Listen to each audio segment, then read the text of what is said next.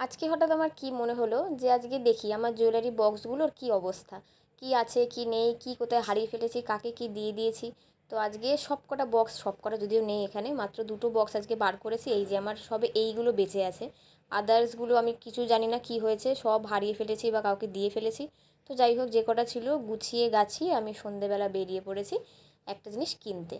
একটা জিনিস মানে আজকে আমার যেগুলো মোটামুটি নেই বা যেগুলো শেষ হয়ে গেছে সেইগুলো আজকে আমি কিনতে বেরিয়েছি, মানে ওই আর কি টুকটাক শপিং।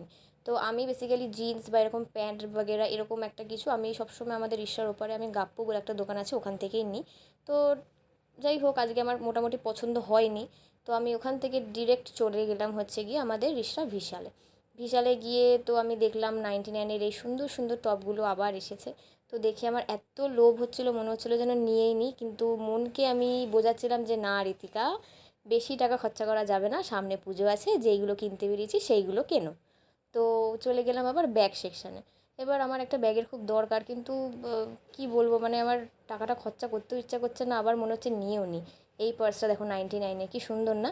তারপরে আমার যেগুলো ছিল না বা যেগুলো শেষ হয়ে গেছিলো তার মধ্যে এই যে এই একটা, তো আমি নিয়ে নিয়েছি। তারপরে আমি চলে যাচ্ছি হচ্ছে গিয়ে বিল করাতে। এবার বিল করাতে তো বিশাল লাইন, তারপরে ফাইনালি আমার লাইনটা এসেছে। তারপরে যাওয়ার পথে দেখলাম আমাদের রিষড়া জিটি রোডের ওপরে জুডিও হচ্ছে। আমি তো দেখে মানে কি বলবো, আমি শুধু ভাবছি পুজোর আগে কেন হলো না। যাই হোক, তারপরে চলে এলাম আমার ফেস ওয়াশ নিতে। এটা আমার শেষ হয়ে গেছিলো। তো শুধু কি ফেস ওয়াশ নিলে হয়? তার সাথে লিপস্টিক, নেল পলিশ, আমি সব কিছুই দেখলাম। তার মধ্যে আরেকটা জিনিস তোমাদেরকে দেখাই। এই দেখো, এটা হচ্ছে গিয়ে আমার হাতের অবস্থা। প্রচুর শেড আমি এরকম লাগিয়ে লাগিয়ে দেখলাম যে কোনটা ভালো লাগছে, কিন্তু ফাইনালি আমি একটাই নিয়েছি, কিন্তু সেটার আর ভিডিও করা হয়নি। তারপর ওখান থেকে চলে গেছি আমি কেভেন্ডার্স, কারণ আজকে আমাদের গ্রুপের হবে পুজোর প্ল্যানিং। কোথায় কি যাওয়া হবে, কি না যাওয়া হবে, কোথায় কি হবে, আজকে সেটার মিটিং হবে আজকে।